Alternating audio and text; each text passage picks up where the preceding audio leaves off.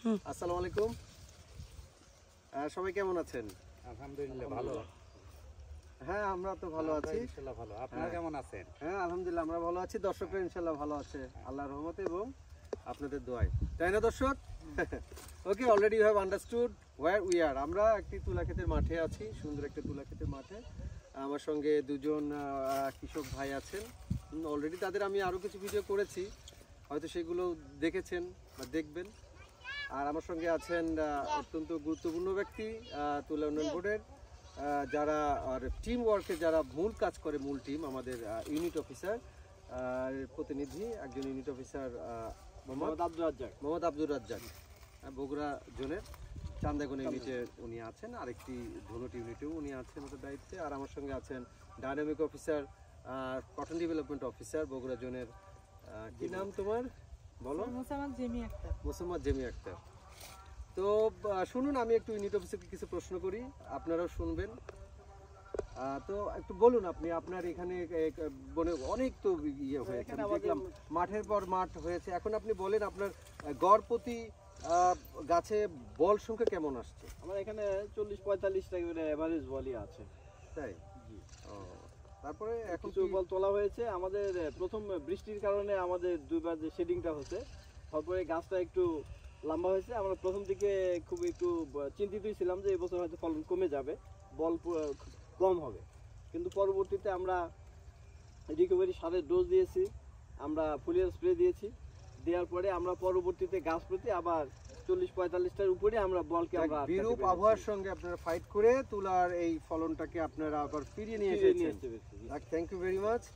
এবং পোকামাকড়ের আক্রমণ কি মনে হয়? তুলা পোকামাকড়ের আক্রমণ এবার খুবই কম ছিল।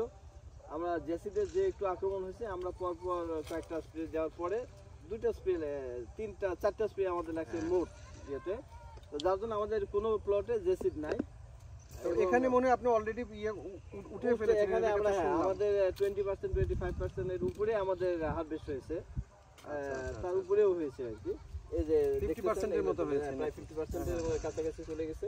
ফাইন, বাকিটুকু ইনশাআল্লাহ আমরা হয়ে যাবে, খুব উইদিন 7 or 8 ডেজ এর মতো হয়ে যাবে মনে হয়। তো এখন আপনি এনাদের কাছে আমি শুনেছি ফলন কতখানি, এখন আপনার কাছে শুনতে চাই কেমন ফলন। আমি আশা করতেছি যে এই মাঠে আমি 15-16-16 নিচে আমি পাবো না, এরকম এভারেজ একটা ফলন, যেটা এভারেজ ফলন। আবার কোথাও 18-20 মনে পাবো বলছিল আর কি ওনাদের, যে এখানে তো আরো অনেক ফার্মার্স আছে তারাও করেছে, কিন্তু এনাদের কাছে শুনলাম 17 মন বলছে, 18 মন বলছে, 16 মন বলছে, কিন্তু আপনি এভারেজে বললেন 16 মন। আমি average. Very good, very good. 16 মন আসলে খুব একটা ভালো একটা ইল্ড হবে বিঘা প্রতি, তাই? বিঘা প্রতি। তাহলে ঠিক আছে, আজকের ভিডিওটা শেষ করে দিই। ধন্যবাদ স্যার আপনাকে, আপনি কষ্ট করে আমাদের এই মাঠে আসছেন এবং চাষিদের অনুপ্রেরণা দেওয়ার জন্য। কারণ আমাদের চাষিরাও চায় যে আমাদের উদ্যোক্তারাও এখানে এসে তারা দেখুক আমাদের, মানে তারা যে পরিশ্রম করে ফসলটা ফলায়, তারা চায় এই ফসলটা মানে আরো উদ্যোক্তারা দেখুক, তারা প্রশংসা পায়, ফলে তারা আরো চাষটা বাড়াবে। তারা মানে মনের থেকে তারা একটু স্যাটিসফাইড বা শান্তি পাইছে। হ্যাঁ, এটা তো আমাদের রেসপন্সিবিলিটি।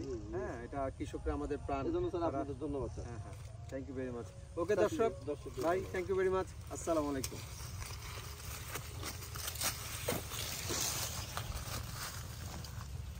পুরো মাঠটা একটু দেখাই। মাঠ তো অনেক বড়, the field is too large.